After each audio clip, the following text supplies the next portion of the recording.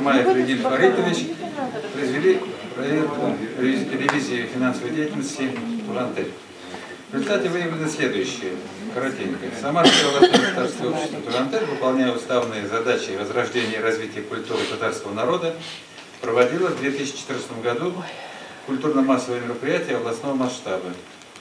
За отчетный период на расчетные счета общества поступило денежных средств в сумме 150 тысяч рублей в качестве субсидии от правительства Самарской области на выполнение уставных задач общества.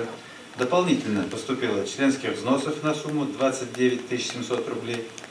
Оказана благотворительная финансовая помощь в размере 486 тысяч рублей.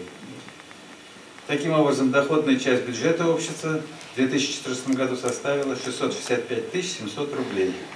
При этом расходы по организации и проведению мероприятий составили 875 288 рублей 16 копеек.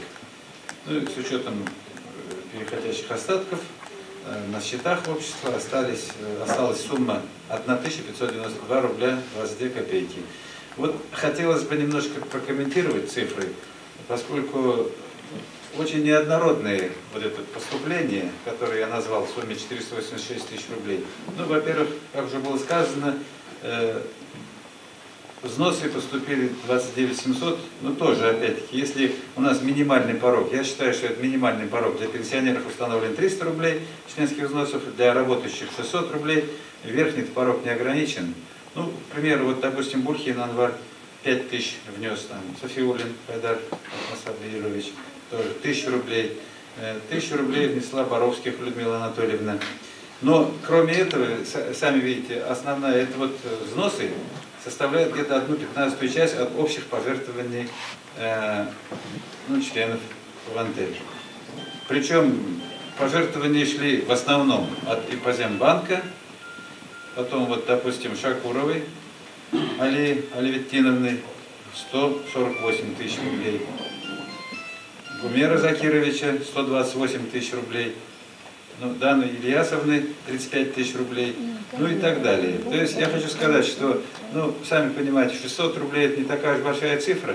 Наверное, не надо останавливаться на минимальном пороге. Тем более, если мы все-таки хотим как-то развивать нашу культуру, наши традиции, и надо подогревать этот интерес немножко, наверное, и финансовыми средствами. Ну, вот, собственно, это небольшое лирическое отступление.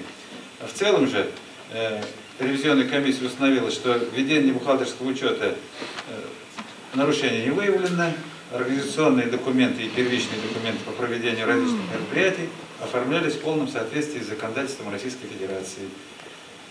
Наличные денежные расчеты в отчетном году не проводились.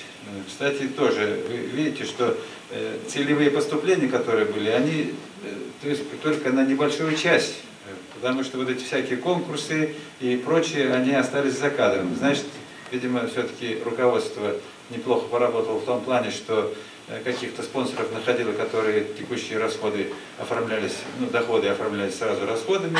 Ну, это тоже, в общем-то, дает плюс руководству нашей организации. Ну, в целом, на основании сложенного, комиссия считает, что отчетность Турантель в 2014 году сдавалась своевременно, бухучет велся в строгом соответствии с положением в бухгалтерском учете Российской Федерации. Все.